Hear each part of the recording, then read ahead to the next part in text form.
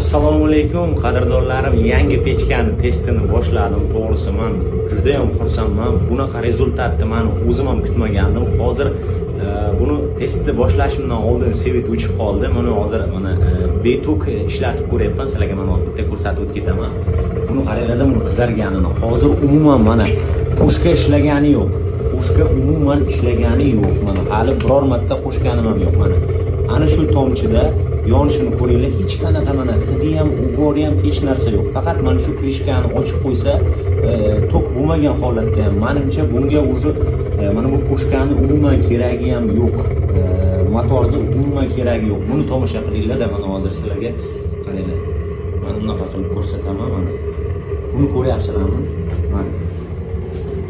Ko'pchilik kommentariyada o'tgan safar ham yozdi. Mana shuni ham tagiga yozdi. Bu suvni istimaydi.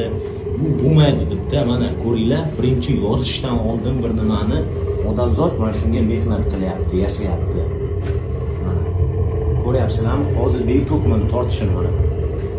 Ko'ryapsizlarmi qanaqa zo'r? Kimga mana shunaqa ekonomichni atrobotkada yonadigan pechka kotyollar kerak bo'lsa, pastdagi nomerlarga telefon qilaverasizlar qadrdonlar. Sog' bo'linglar, omon bo'linglar. Yoqqan bo'lsa like, obuna bo'lib qo'yasizlar.